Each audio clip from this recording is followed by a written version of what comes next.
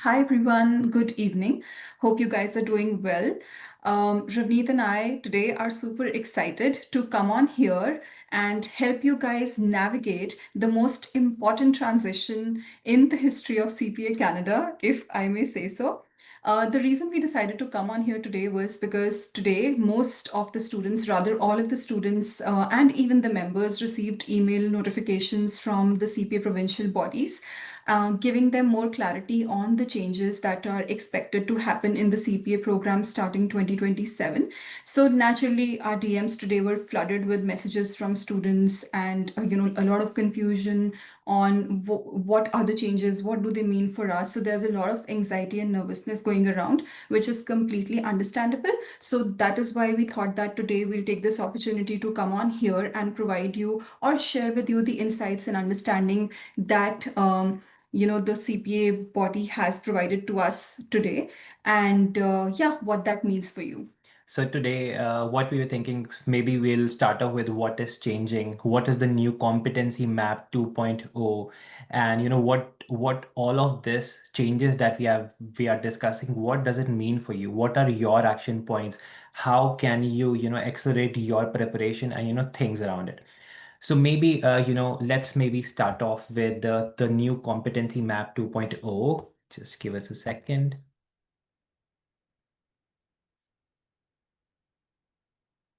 Okay. So the new competency map 2.0, before you read more into details, let me first give you some background at a very high level, what this exactly mean.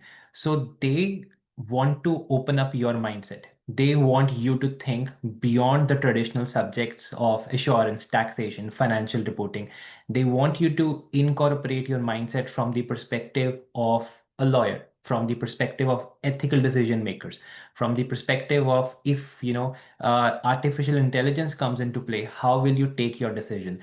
Even the subjects or the competencies that they are testing now is getting extended to big data, it is getting extended to AI. So all of that is coming into play, and like the higher objective is to incorporate the real world environment. So they want you to be at par or in sync with what is happening outside of your preparation area. They don't want you to just focus on assurance and financial reporting, the traditional subjects. They want you to go out and get in sync with what is happening in the external environment, so that the CPA program, is live or in line with what is happening outside.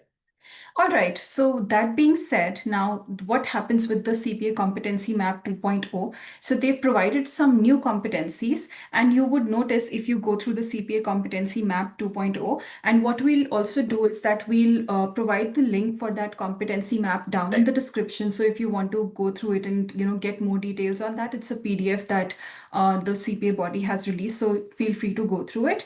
Yeah, but that being said, the new competencies, they've been categorized now into three buckets. As you can see here, first is the specific competencies, second is foundational competencies, and third is sub-foundational competencies. Right. Now, how they are differentiating between these competencies is that in the specific competencies, they require you to have a higher level of proficiency.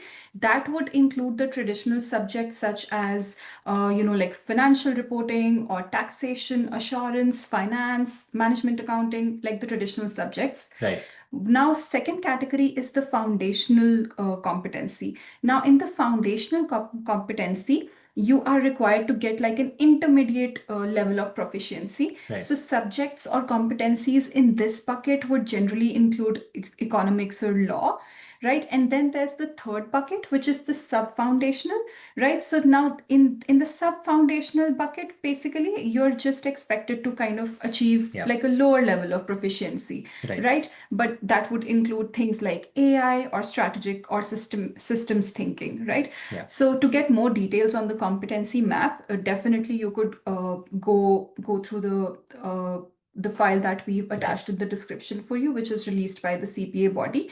As of now, we do not have much clarity on how these competencies would link into the actual exams. Yeah. But yeah, just to get some understanding Yes. of what they are kind of working on, you can definitely go through that document. So that was about the competency map or the subjects that CPA wants to test on. And then let's now move to the certification program or the CPA program, as we so called now we will be calling in a couple of years as CPA Professional Program. Yeah. So until now, the existing program had Core 1, Core 2, Elective 1, Elective 2, Capstone 1, Capstone 2, and finally CFE or Common Final Examination. But now the program relatively it looks apparently very clean. So it starts off with the foundational exam, and then you need to give professional final exam 1, exam 2, and exam 3, and that's at code, leadership, and professional readiness. How all of these modules would like interrelate into this program will all of these details will get known in the interim. But yes, one thing is for sure, which is very evident from here: the CFE, that was the final exam after you did all the modules, that is taken away, and it is getting replaced with a very different set of exams, which like the details will unfold with time. So that was about the talking about additional, like the existing program and the new program.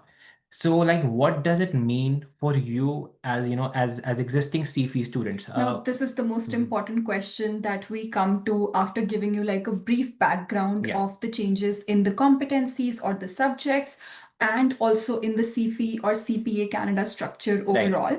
Now, coming on to the most important question, what does it mean for people or candidates who Yeah. have already registered or who are in the process of registering for their CFE exams under certain MoUs with the international accounting bodies? What does this change mean for you? So, maybe to like kick off, you like this new program which is coming in. It is coming effective from 2017. Sorry, 2027, which means that like we were receiving this question that 2026. Do I have just 2026 to give the CFE? So no. Although the new program begins in 2027, but they are giving you 2027 and 2028 to transit, right? To transit means whether to pass out, or you can, if for some reason you are not able to clear, you will have to mandatorily shift to the new program. So if you look at the screen, the presentation that we have on right now, this is actually the whole crux, and this will Right. give you answers to all the questions that you have. If you see, here's a pattern. In 2026, you see two attempts of CFE that you can take. You have the June 2026 offering and you have the September 2026 offering. Right. But like we've been mentioning all this time, that starting 2027, the program is changing. So Yeah. if you see here, what they're doing is that they're only giving you the fall CFE option in the existing CPA Canada program, Yeah. right? You no longer have May 2027 or you no longer have May 2028 to write your CFE in the old regime. And like one of the very important things, if you notice here, so it is only in 2026 that you are having the spring and fall. So Yes. what would that mean for students who are maybe into insurance, maybe into tax practice? And we have a lot of those students who are wanting to, maybe skip this attempt. Yeah.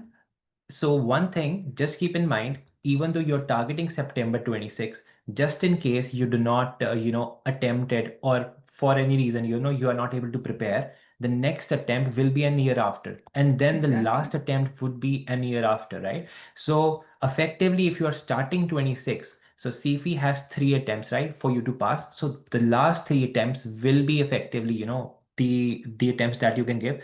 So our suggestion here is for you to take these attempts as soon as possible, because the time lag between these attempts is like changing from 6 months to 1 year now.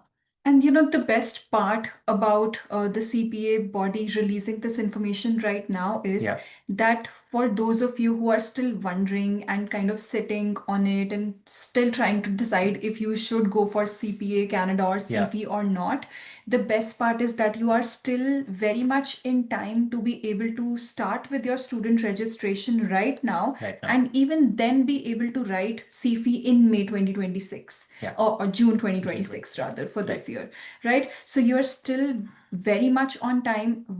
Our like strongest recommendation Yes. is, see, we don't know, and nobody can say if the new program that's coming is going to be easier or if it's going to be more difficult. Right. But all we know with certainty is that if you have the right strategy and right resources, Yeah. the CFE existing program is something that you can easily go through, right? With the right set of guidance. And So especially, yeah. why not take that opportunity and just like get such a coveted designation which could kind of change your lives? Especially now that you have come this far, if you started as a student in CPA category, or maybe if you have come as an international student and are under the MOU category, so this is your opportunity to take the advantage of the MOU as well, which would be there with your international accounting body, right? So at this point of time, one of the most pertinent questions that we have been receiving again, whether the existing MOUs which are there with the international accounting body, will they sustain or not? So there is no clarity on that. But yes, if you think logically today, those MOUs were designed in a fashion that, okay, this was the study pattern of this international body. This is our study pattern. And okay, so CFE is the bridge. But now that they are removing CFE, so you never know, whether you will fall in like what part of the modules you will fall in if they sustain the MOU. So first, there is no clarity on MOU, and second, even if the MOU sustain, what would they ask you to give, and there will be no prior cases for that. Yeah, but like the one thing which is for sure here is that the existing MOUs with all the international bodies would be revised for sure. Right. But when I say revised, there could also be a chance that they are not revised at all. Yeah. Because like once the CPA, like the CFE, the old regime goes away, Right. then the MOUs which were there prior would be redundant, right? Right. So either there's going to be two ways to go about it. Either the institutes they form like create new MOUs with the Right. CPA body, or like they don't. So So the nobody like can say what will happen, So like right? the fact of the matter, or the your action point from this video or the session today should be, what is your next step? So if you are already in process of becoming a CPA Canada through the CFE route, good, right? But if you are thinking about it, okay, I may give next year, or I'll just wait for a while. So this is your reminder to start your registration if you are aiming for June attempt. So this is a good time. We will link on top in top right of this video, the registration link as well, so that you know a bit more about the registration as a CPA student. But you need to accelerate your preparation, your CFE preparation today, so that you give your attempt in 2026. Especially 2026 is especially important, because just in case if you are not able to give June, you have September as a backup, like just 4 to 5 months after. But after that, it's an year after, and then the year after is your last CFE attempt as per the current Yeah. guidelines. So all the institutes or all the students currently who are guided by MOUs and are Right. only writing CFE, Yeah. it's the same with all the accounting bodies right now, that you Yeah. only get 3 attempts. So if you are somebody who starts their attempt or gives their Yeah. first attempt in September 2027, then the concept of 3 attempts does not apply to you. Right. Because God forbids, if you don't clear in the first attempt, or if for some reason you have to withdraw your application and skip that attempt, Right. then you're only left with one last attempt, which is the September 2028. Yeah. If you don't clear in September 2028, it's very clearly mentioned on the CPA Canada website that if you are not able to clear your CFE in that last attempt, Yeah. you have to transit to the new program and start. So like closing remarks, perhaps, for this session would be, it is really good initiative by CPA Canada to bring all of these new competencies and subjects, so that, the the CPA who goes into the market today, is well averse with, whatever is going on. But at the same time, the existing students who are, pursuing CPA, pursuing CFE, this is the wake-up call and, your reminder to get started and get this done like as soon as possible, so that you do not have to go to the CPA, like the new CPA professional program, which will have no precedence. But yeah, that being said, if you are somebody who's looking for some sort of guidance Right. or some sort of help with resources, you can definitely reach out to any of us. We will leave our social media handle links in the description so that you can text us or reach out to us. You can go to our website and check out things like that. And yeah, all the very best. Hopefully, this gives you some clarity on what is happening. Obviously, more details will open up and unfold as time passes by. Right. But yeah, for now, I think this gives you some sort of peace and direction where you need to go and work towards. Right. But yeah, thank you for watching. Have a good night, guys. Thank you very much. Thank you very much, guys. Bye. Bye.